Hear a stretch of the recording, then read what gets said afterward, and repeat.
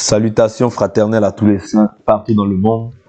Que la grâce et la paix de notre Dieu vous soient multipliées dans le nom glorieux et puissant de notre Seigneur et Sauveur de gloire, Jésus-Christ de Nazareth, l'unique et le seul vrai Dieu, le roi des rois et le Seigneur des seigneurs. Nous bénissons encore l'Éternel notre Dieu qui nous a disposés afin de pouvoir partager cette parole.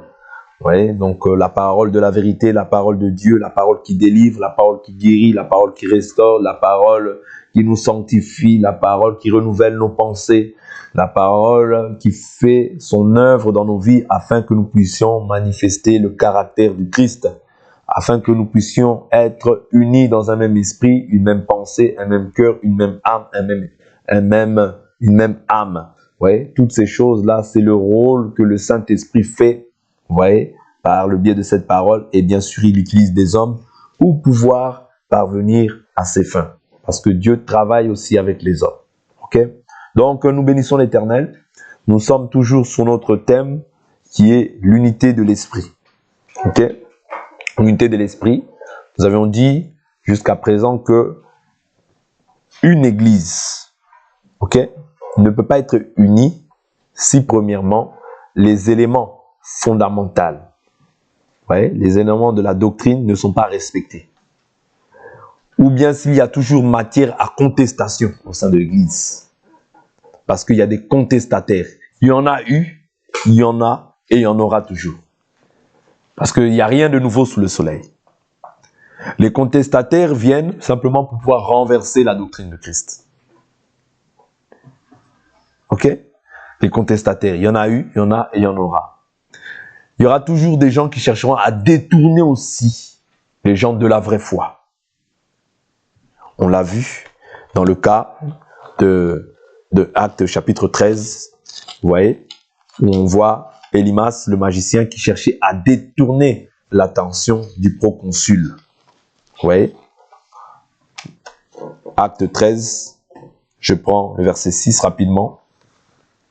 Ensuite, après avoir traversé toute l'île jusqu'à Paphos, ils trouvèrent un certain magicien, faux prophète, juif du nom de Bar-Jésus, qui était avec le proconsul Sergius Paulus, homme intelligent. Celui-ci fit appeler Barnabas et Saul avec le vif désir d'entendre la parole de Dieu. Mais Élymas, le magicien, c'est ainsi que se traduit son nom, leur résistait et cherchait à détourner de la foi le proconsul. Alors Saul, appelé aussi Paul, rempli d'Esprit Saint, fixa le regard sur lui et dit, « Toi, qui est plein de toute ruse, de toute fraude, fils du diable, ennemi de toute justice, ne cesseras-tu pas de détourner les voies droites du Seigneur? Maintenant, voici la main du Seigneur est sur toi, tu seras aveugle, et pour un temps, tu ne verras pas le soleil. » Aussitôt l'obscurité et les ténèbres tombèrent sur lui, et se tournant ça et là, il cherchait des gens pour le guider. Quand le proconsul vit ce qui était arrivé, il crut vivement, frappé de la doctrine du Seigneur. C'est-à-dire, il y a la doctrine du Seigneur, mais il y a aussi la doctrine des démons. La doctrine des démons, c'est quoi? C'est toute doctrine qui ne s'appuie pas sur ce que Jésus, ainsi que les apôtres et les prophètes ont dit. Éphésiens 2:20, vous avez été édifiés sur le fondement des apôtres, des prophètes, Jésus-Christ étant la pierre de l'angle. On ne peut pas s'assembler avec quelqu'un quand on ne croit pas la même chose. Quand tu ne crois pas que Jésus-Christ est mort, qu'il est ressuscité au 3e jour, ok? Et qu'il a envoyé son Saint-Esprit le 50e jour. Ok? Si tu ne crois pas comme ça, c'est pas la peine. Parce que Paul parle de ces choses-là. C'est-à-dire, on ne peut pas être un dans l'esprit si ces choses-là ne sont pas respectées. On appelle ça l'œcuménisme. Ouais, les mélanges des religieux, le mélange des gens qui prétendent être en Christ, bien qu'ils ne confessent pas la même doctrine. Ça veut dire, on s'associe. On s'allie, on marche ensemble c'est-à-dire sous le contrôle de la doctrine. La doctrine, c'est quoi? Ce sont les préceptes, les règles établies, voyez, par les apôtres que nous observons pour notre salut. Amos chapitre 3, verset 3. Deux hommes marchent-ils ensemble sans en avoir convenu au préalable? Avant de marcher avec quelqu'un, il faut t'assurer. Est-ce que les fondements, est-ce que les règles sont respectées? Si ce n'est pas respecté, tu as le droit de te séparer. Est-ce que vous comprenez? tu as le droit de te séparer. Quelqu'un croit qu'une femme peut enseigner. Tu as le droit de te séparer de lui. Tu n'as pas péché. Quelqu'un proclame ou professe la doctrine des Nicolaïtes. Tu as le droit de te séparer de cette personne. La doctrine des Nicolaïtes, c'est quoi? Le prêtre Nicolas, ouais, il parlait de la sanctification. Mais de la même sanctification, c'est-à-dire que les gens pouvaient aussi vivre dans la débauche. Vous comprenez? Les gens pouvaient aussi vivre mal. C'était ça la doctrine que le prêtre Nicolas avait annoncée. Ouais. C'est ça que Jésus condamne dans le livre d'Apocalypse. Il dit, tu n'as pas chez toi la doctrine des Nicolaïtes. Ouais, la doctrine des Nicolaïtes. Donc le nicolaïsme, c'est ce que Paul condamne dans le livre de Galates, où il dit, ne faites pas de la liberté un prétexte de vivre dans le libertinage. Ouais, ça c'est Galates qui parle de ça. Galates, chapitre... si je ne m'abuse, Galates chapitre 5, verset 13.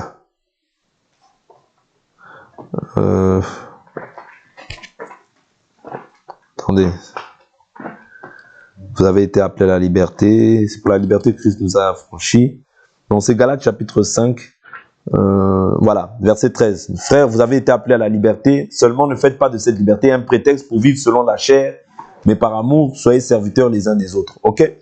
Donc, c'est ça qui était en train d'être pratiqué et que Jésus condamne fortement dans le livre d'Apocalypse. Vous voyez? Où il dit, et dans Apocalypse chapitre 2, verset 14, « Mais j'ai contre toi certains griefs, tu as là des gens qui maintiennent la doctrine de Balaam. » Balaam, qu'est-ce qu'il faisait? Il enseignait à Balak à faire en sorte que les fils d'Israël trouvent une occasion de chute en mangeant des viandes sacrifiées aux idoles et en se livrant à la débauche. Il dit de même, c'est-à-dire que le nicolaïsme, c'était aussi ces choses-là. De même, tu as toi aussi des gens qui maintiennent pareillement la doctrine des Nicolaïtes. Répands-toi, donc, sinon je viendrai à toi bientôt et je les combattrai avec l'épée de ma bouche. Apocalypse chapitre 2, verset 14 à 16. Ok? Donc, la séparation est biblique. Mais c'est la division qui n'est pas biblique. La séparation est biblique. Paul et Barnabas, après le dissentiment aigre qu'ils ont eu, ils se sont séparés. Mais c'est la division qui n'est pas biblique. Parce que Christ n'est pas divisé. Mais se séparer, c'est biblique. Oui. Se séparer, c'est biblique. Christ n'est pas divisé. C'est-à-dire, on ne peut pas se livrer à des considérations de personnes ou bien au culte de la personnalité. C'est ce que Paul condamne. Il dit, qui est Paul? Qui est Apollos? Des hommes par le moyen duquel vous avez cru. Selon qu'il a donné à l'un, l'autre a posé, j'ai posé le fondement, Apollos a arrosé, mais c'est Dieu qui fait croître. Donc ce n'est pas celui qui pose ou celui qui arrose qui est quelque chose, mais c'est Dieu qui fait croître. Vous comprenez?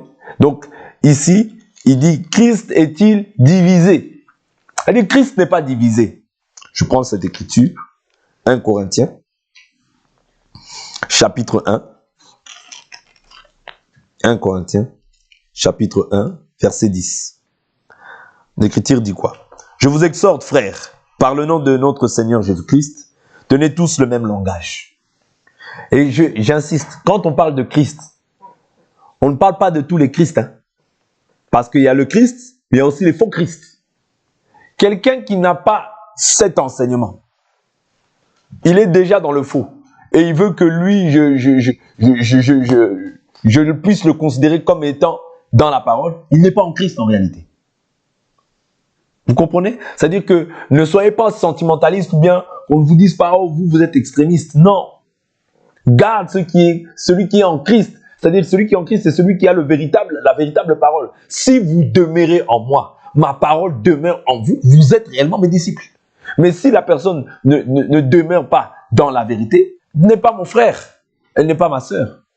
Vous comprenez? C'est-à-dire le problème, ce n'est pas que quelqu'un dise je suis en Christ. Non, le problème c'est qu'est-ce que tu crois. C'est ça qui va déterminer en fait si tu es en Christ ou pas. Parce qu'aujourd'hui, tout le monde est chrétien. Tout le monde est chrétien. Mais la Bible nous dit que Dieu sait ceux qui lui appartiennent. Dieu connaît ceux qui leur appartiennent. Je prends cette écriture dans le livre de Romains.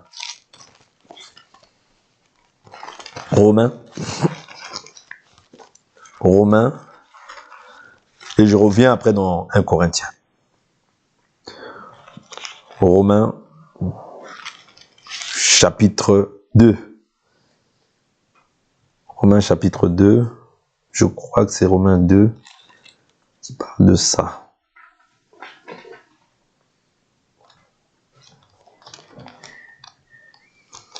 Alors, que Dieu me fasse grâce.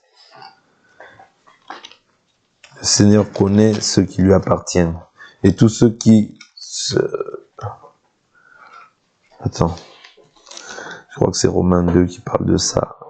Il n'y a pas de considération de personne.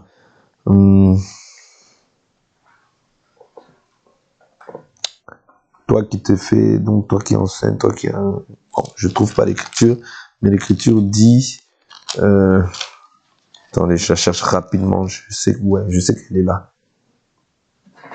Alors... Si je ne la trouve pas, j'avance. Donc l'écriture dit, le Seigneur connaît ceux qui lui appartiennent. Et tous ceux qui prononcent le nom du Seigneur, qui se détournent de l'iniquité. Bon, c'est pas grave, je ne la trouve pas. Mais l'écriture dit, le Seigneur connaît ceux qui lui appartiennent. Ok? Donc ceux qui lui appartiennent, le Seigneur les connaît. Ça, c'est ce qu'il faut savoir. Maintenant, prenons 1 Corinthiens chapitre 1, verset 10, il dit, je vous exhorte, frères, par le nom de notre Seigneur Jésus-Christ, tenez tous le même langage. Oui, le même langage, c'est important. Qu'il n'y ait pas de division parmi vous, mais soyez en plein accord dans la même pensée et dans la même opinion. Voilà pourquoi je vous ai toujours dit qu'on doit d'abord avoir un même esprit. Parce que le même esprit, c'est ça la parole. L'esprit, c'est aussi la parole. C'est cette même parole-là qui va nous permettre d'avoir un même esprit. C'est alors que nous pourrons être une même pensée, avoir un même langage. Vous voyez, le Saint-Esprit ne peut pas se tromper. S'il te donne un message à toi, il va te donner le message à moi d'une manière identique. Voilà pourquoi quand Paul il est venu auprès des apôtres et qu'il leur a présenté ce qu'il prêchait, il leur a donné la main d'aide, d'association. C'est-à-dire le Saint-Esprit, ce n'est pas un autre esprit. Le même esprit qu'avaient les apôtres, c'est le même esprit qu'avait Paul. Vous comprenez? Et quand Paul il leur a présenté l'évangile qu'il annonçait, vous voyez, ils lui ont donné la main d'aide et d'association en signe de communion. C'est-à-dire que lui, il irait maintenant vers les païens ou les nations que nous sommes, et eux, ils enseigneront maintenant les juifs. Vous comprenez? Mais ils prêchaient le même évangile. C'est pour ça que je vous dis que le Saint-Esprit, si tu as le Saint-Esprit, il ne peut pas t'enseigner à toi autre chose et à l'autre là-bas autre chose. Non. C'est-à-dire que les gens qui agissent ainsi, c'est les gens qui cherchent leur intérêt personnel. S'il a dit que la femme ne prêche pas, il ne va pas dire à l'autre là-bas, la femme ne prêche pas, et à l'autre là-bas, oh non, Paul c'était un macho, donc vous devez prêcher. Non. S'il a parlé de décence, pudeur et modestie, il doit parler de décence, pudeur et modestie de la même manière à tous les autres. Parce que la Bible nous dit, et à tous ceux que le Seigneur appellera partout dans le monde. Ça, c'est dans Actes chapitre 2. Vous voyez, c'est-à-dire que le Seigneur, la Bible nous dit, cette promesse est pour vous. Il dit, repentez-vous, que chacun de vous soit baptisé au nom de Jésus-Christ pour le pardon de vos péchés, et vous recevrez le don du Saint-Esprit. Cette promesse est pour vous, pour vos enfants, et à tous ceux en aussi grand nombre que le Seigneur notre Dieu appellera.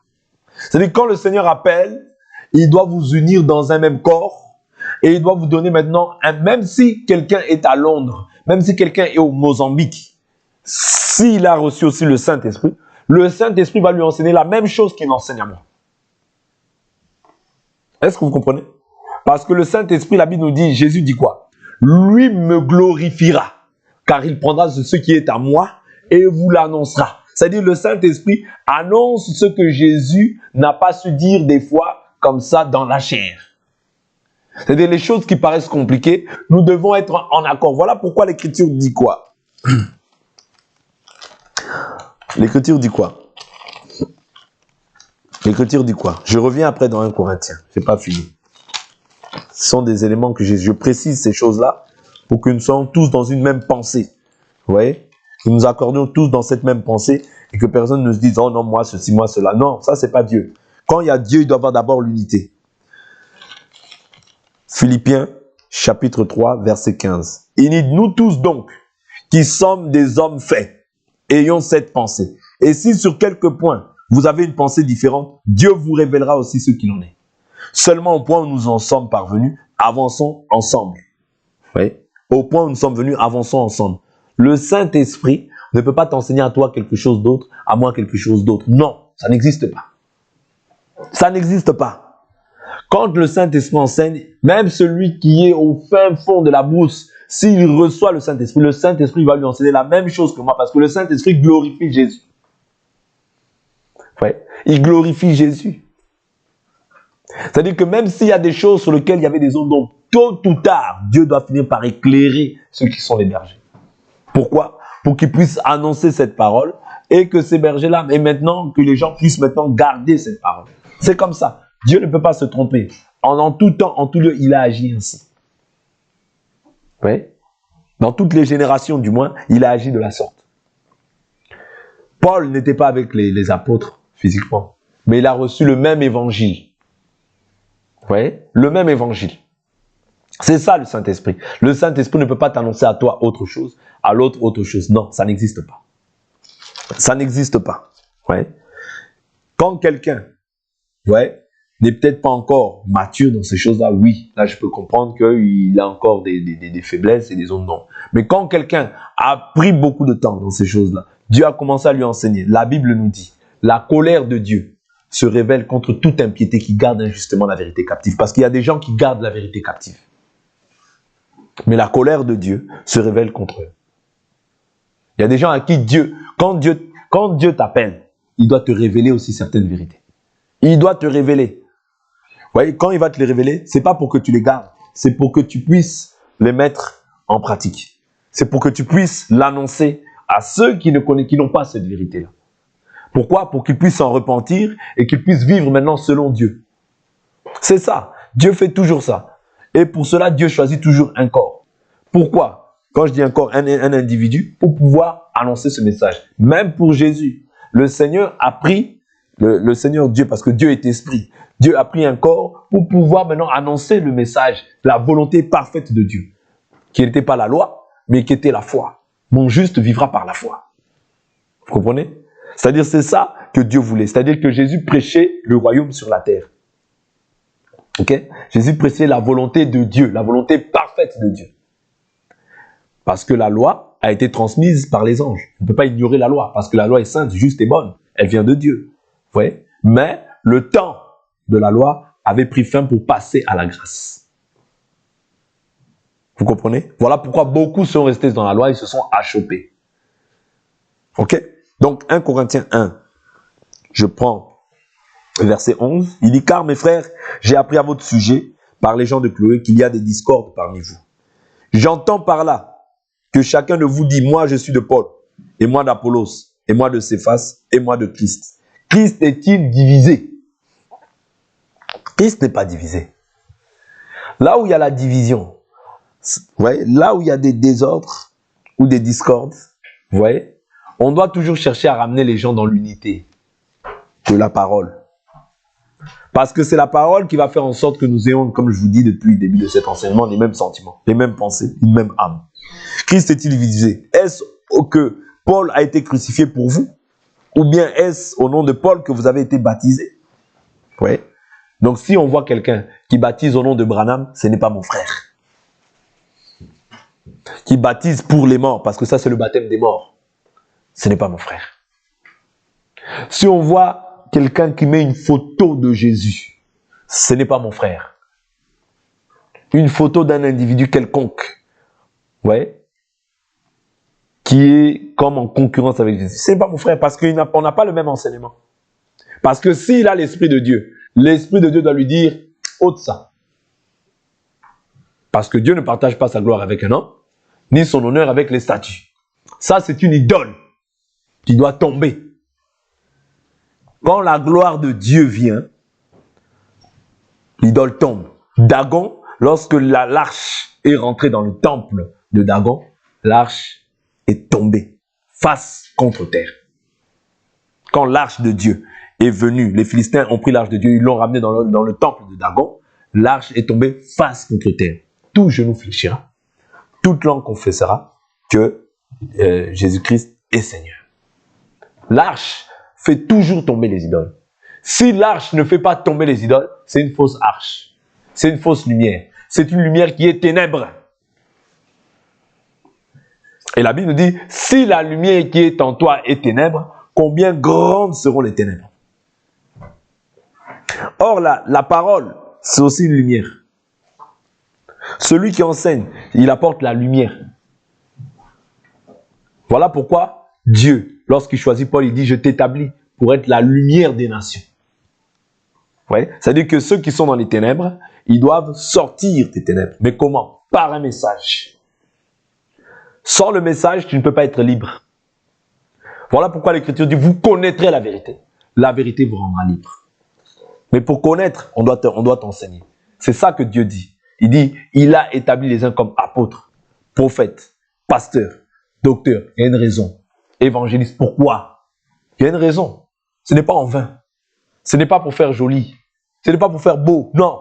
Il a déposé un dépôt chez ces personnes. Mais il y a des gens, tu verras aujourd'hui, des courageux. Des gens courageux qui disent non, moi, non, j'ai pas besoin. Non, moi, je n'ai pas besoin. Non. Dieu a établi. C'est-à-dire que Dieu a déjà mis un dépôt chez quelqu'un. Toi, tu dois simplement venir écouter le dépôt pour ton salut. Non, moi, je n'ai pas besoin. Non, moi, je suis un dépôt. Non, ça n'existe pas. Ça n'existe pas. Même quand Paul finit l'œuvre à Éphèse, il dit, je vous ai établi. Je prends l'écriture. Je reviens toujours dans 1 Corinthiens après. On ne va pas beaucoup bouger. Ouais. Donc, les gens comme ça, qui ont des foi bizarres, qui ont des foi qui sont propres à eux, c'est pas la foi, c'est pas la vraie foi. La foi a un fondement. La foi a un fondement. Ouais. La foi a un fondement. Acte chapitre 20. C'est comme ça beaucoup de gens se perdent. Beaucoup de gens se perdent après. Pourquoi? Parce que Dieu a déjà mis un dépôt chez quelqu'un. Toi, la chose que tu dois faire, tu dois écouter ça pour ton salut. C'est ça que Paul dit à Timothée, il dit, veille sur toi-même et sur ton enseignement. En agissant ainsi, tu te sauveras toi-même, premièrement, ainsi que ceux qui t'écoutent. Donc, je comprends que dans la marche, il y a ceux qui écoutent, il y a ceux qui transmettent, ceux à qui Dieu a mis un dépôt et qui doivent écouter pour leur salut. Mais maintenant, il ne s'agit pas de dominer sur les gens, non. Parce que Paul dit, non que nous dominions sur votre foi, mais nous voulons collaborer à votre joie, car vous êtes fermes dans la foi. Ça veut dire que quand on voit la fermeté dans la foi, on doit se réjouir de ce que les gens gardent en fait l'évangile de la manière dont ils l'ont reçu. C'est ça qui doit faire la joie de celui qui est berger. C'est ça qui doit faire sa joie, de voir que les personnes demeurent fermes dans la foi. Mais tu verras aujourd'hui, il y a des gens qui se lèvent, qui se disent non, non, t'es courageux. Ouais. Et c'est pas nouveau. Ce n'est pas nouveau. Ce n'est pas nouveau. Acte chapitre 20. Paul dit quoi? Paul, quand il s'en va, il ne laisse pas comme ça les brebis comme ça. Non. Il laisse toujours des personnes pour pouvoir veiller sur le troupeau que le Seigneur a établi dans cette contrée-là. Acte chapitre 20. Verset 25, l'Écriture dit. Et maintenant, voici, je sais que vous ne verrez plus mon visage. Vous tous au milieu de qui j'ai passé en prêchant le royaume de Dieu. C'est pourquoi je l'atteste aujourd'hui. Je suis pur du sang de vous tous. Car sans rien dissimuler. Oui, sans rien dissimuler. Donc, celui qui prêche doit tout dévoiler. Même ce qui peut paraître compliqué, difficile, il doit le dire. Parce qu'il ne le fait pas de son propre chef, mais il le fait parce qu'il sait qu'il a des comptes à rendre envers celui qui l'a enrôlé. C'est ça qu'il faut comprendre. Tu rendras des comptes par rapport à l'enseignement que tu transmets. Dieu te dira, tu as dit ça. Quand tu passeras devant le tribunal du Christ, tu as dit ça. Est-ce que moi je t'ai dit ça? C'est un mensonge, c'est un levain. Voilà pourquoi il ne faut jamais ramener tes pensées dans la vie des hommes. Il faut toujours que ce que tu dis trouve un appui, un fondement, un soubassement biblique. Je m'associe à une personne. Je ne sais pas ce qu'elle croit. Mais je commence à envoyer les gens à dire, ah non, écoutez-le. C'est pas biblique. Ce n'est pas biblique. Je ne peux pas m'associer, faire des alliances humaines. Non. Vous savez, ce qu'on doit préserver au-delà de tout, c'est l'enseignement. C'est l'enseignement. Parce que l'enseignement, c'est ta vie. L'enseignement, c'est la parole. Oh non, il y a un pasteur qui est dans telle contrée. Oh non, il y a ceci. Tu ne sais pas ce qu'il confesse. Tu ne sais pas ce qu'il croit. Mais ça, c'est emmener en fait les brebis vers une adoration étrangère, vers un veau d'or. Vous comprenez? On n'adore pas tout, on n'adore pas partout. On n'adore pas partout. Souvenez-vous, je viens éveiller ici vos souvenirs. Jéroboam, lorsqu'il a vu que les gens allaient adorer, adorer à Jérusalem, il a dit non, vous êtes allés assez adorer à Jérusalem. Pourquoi? Il avait peur que le royaume, ou bien le royaume lui soit retiré. Si Dieu t'a établi, il t'a établi. Si Dieu t'a établi, personne ne peut s'opposer à ce que Dieu a dit. Même si les gens se lèvent à 1 milliard, 100 000 milliards, si Dieu t'a établi sur des personnes, il t'a établi sur ces personnes-là. Et si les personnes s'en vont, c'est qu'elles n'étaient pas tes brebis. Quand je dis tes brebis, comprenez mon langage. Les brebis de Jésus, mais Jésus confie toujours des brebis, c'est-à-dire qu'il confie toujours à un berger qu'il a établi comme étant un homme. Maintenant, le fait de pouvoir dire, oh non, telle personne, oh ceci, cela, tu ne connais pas son enseignement. Si cette même personne-là confesse des choses qui sont antidoctrinales, tu vas faire en sorte que les gens puissent adorer un autre Dieu. Et un autre Dieu, c'est perdre le salut. C'est ça que Jéroboam a fait. Vous êtes assez allés adorer à Jérusalem. Israël, les voici tes dieux. Et en cela, la Bible nous dit qu'il pécha contre l'Éternel. Voilà pourquoi, c'est pas parce que quelqu'un te dit qu'il connaît quelqu'un, qui est dans telle contrée, toi aussi, il faut que tu ailles te... Non, vérifie d'abord. Vérifie d'abord l'enseignement. Paul dit, même si moi, ou si même un ange du ciel, vous annonce un autre évangile que moi, celui que je vous ai annoncé, qu'il soit anathème, qu'il soit maudit. C'est pas parce qu'une personne parle, dénonce, fait ceci, cela, qu'il est mon frère. Non. Non. Vérifie qu'est-ce qu'il croit. Qu'est-ce que tu crois? Tu verras qu'il pense que Jésus n'est pas Dieu. Ah ben tu n'es pas mon frère. Tu n'es pas mon frère. Parce que Jésus dit, j'ai caché ces choses aux sages et aux intelligents, mais je les ai révélées aux enfants. Sois strict avec ta foi. Sois strict avec ce que tu crois pour ne pas adorer des veaux d'or. Parce qu'un faux enseignement, c'est un veau d'or.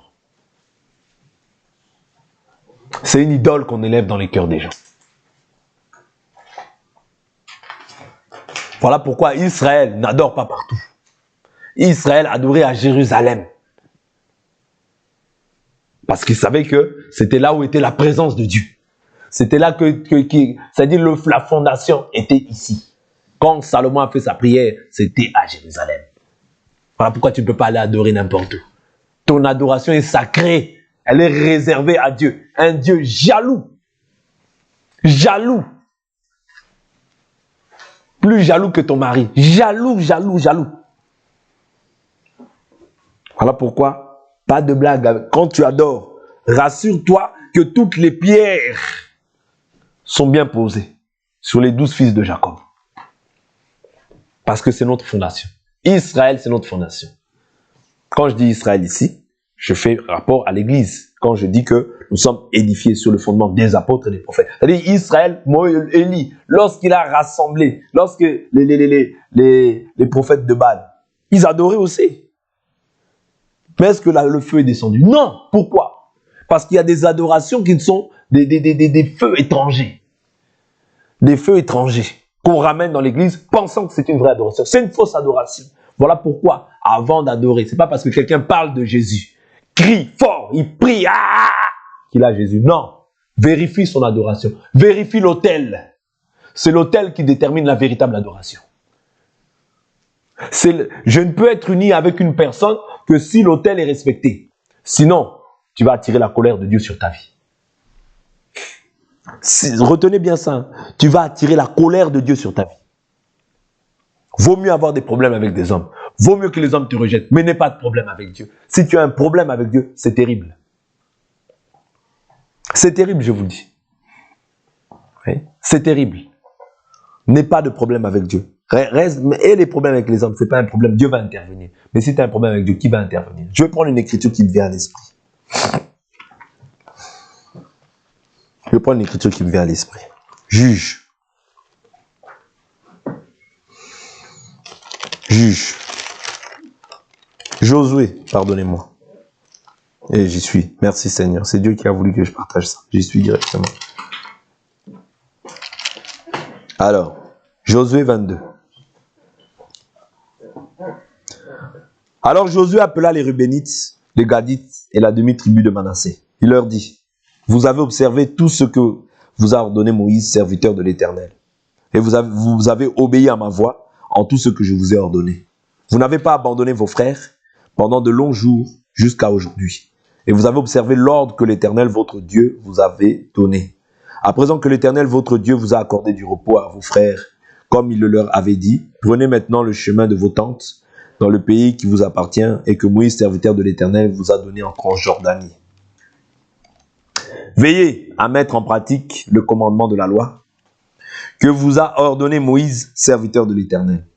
Aimez l'Éternel, votre Dieu, marchez dans toutes ses voies et observez ses commandements. Attachez-vous à lui et servez-le de tout votre cœur et de toute votre âme. Très important, lisez. Josué les bénit et les renvoya et ils s'en allèrent à leur tente. Moïse avait donné à une moitié de la tribu de Manassé un héritage en Basan. Et Josué donna à l'autre moitié un héritage auprès de ses frères en Cisjordanie, à l'ouest. Lorsque Josué les renvoya vers leur tente, il les bénit et leur dit, retournez à vos tentes avec de grandes richesses, avec des troupeaux fort nombreux et avec une quantité considérable d'argent, d'or, de bronze, de fer et de vêtements. Partagez avec vos frères le butin de vos ennemis. Les Rubénites, les Gadites et la demi-tribu de Manassé s'en retournèrent après l'avoir quitté, les Israélites à Silo, dans le pays de Canaan, pour aller dans le pays de Galade, pays dont ils avaient eu la possession sur l'ordre de l'Éternel par l'intermédiaire de Moïse. Quand ils furent arrivés au district du Jourdain, qui appartiennent au pays de Canaan, les Rubénites, les Gadites et la demi-tribu de Manassé y bâtirent un autel sur le Jourdain. Un autel d'aspect grandiose. Okay?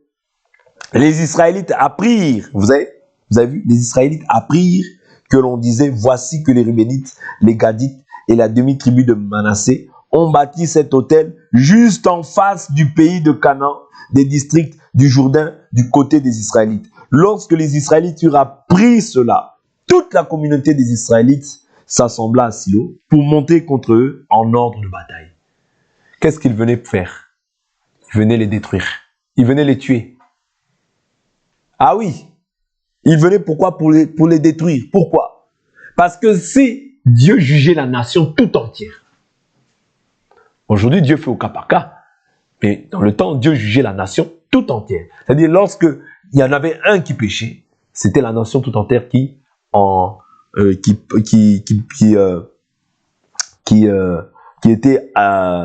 était jugée par le Seigneur. Ok?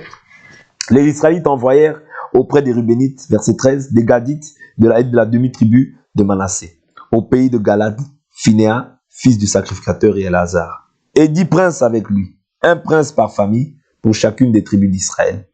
Tous étaient chefs de leur famille parmi les milliers d'Israël. Ils se rendirent auprès des Rubénites, des Gadites et la demi-tribu de Manassé, au pays de Galade.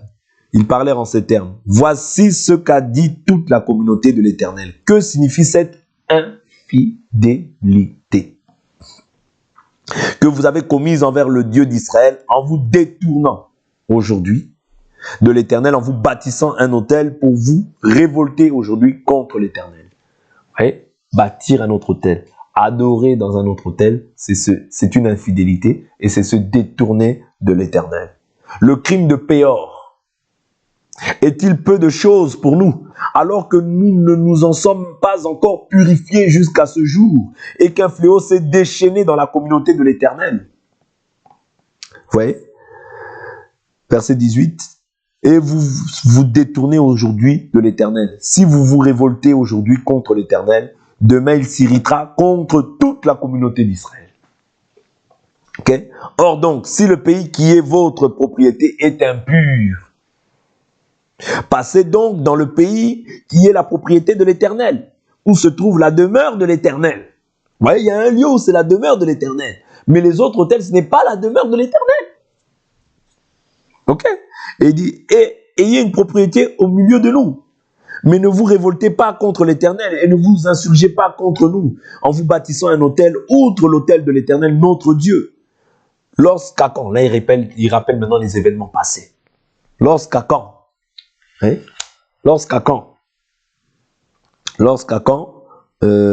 fils de Zéra, commit une infidélité au sujet de l'interdit. Ce fut contre toute la communauté d'Israël que l'indignation de l'Éternel éclata.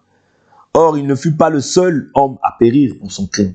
Les Rubénites, les Gadites et la demi-tribu de Manassé répondirent ainsi au chef des milliers d'Israël. Dieu, l'Éternel, Dieu, l'Éternel, c'est lui qui sait. Ok? Et c'est Israël qui le saura. Si c'est par révolte et par infidélité envers l'Éternel, ne nous sauve pas en ce jour. Vous voyez? Il dit quoi? Ne nous sauve pas. C'est-à-dire qu'il savait que ces personnes-là venaient pour les détruire. Parce que s'ils ne les détruisaient pas, la colère de Dieu s'élève contre tous.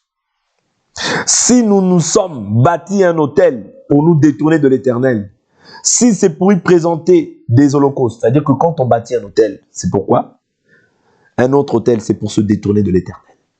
Autrement dit, un autre enseignement, c'est aussi se détourner de l'Éternel. Et quand on bâtit un autel, c'est pour y présenter quoi? Des holocaustes et des offrandes.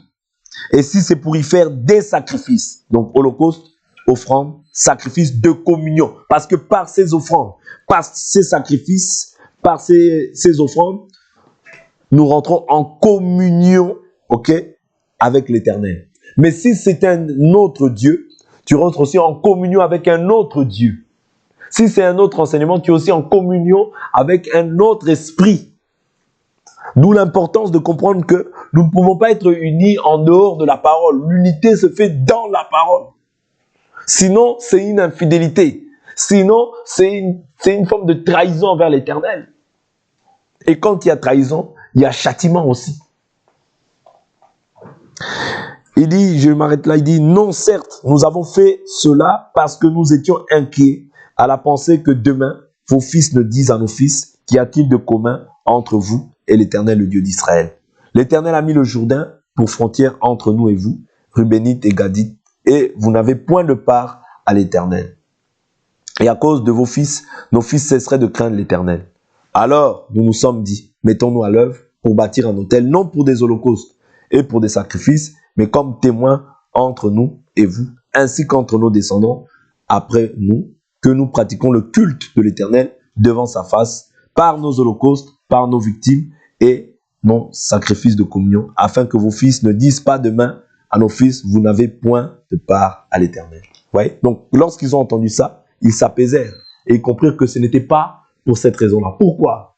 Parce que aujourd'hui, si tu vois, par exemple, même un frère faire quelque chose, rendre un culte à un autre Dieu, faire des choses qui ne sont pas conformes, toi, ta part. Voilà pourquoi Ézéchiel nous dit que si le juste se détourne de sa justice, tous les actes de justice qu'il aura posés ne lui serviront de rien. Ouais. Mais si l'injuste se détourne de son injustice, il sera sauvé. Voilà pourquoi nous devons rester attachés à ça. Ne pas céder à la tentation.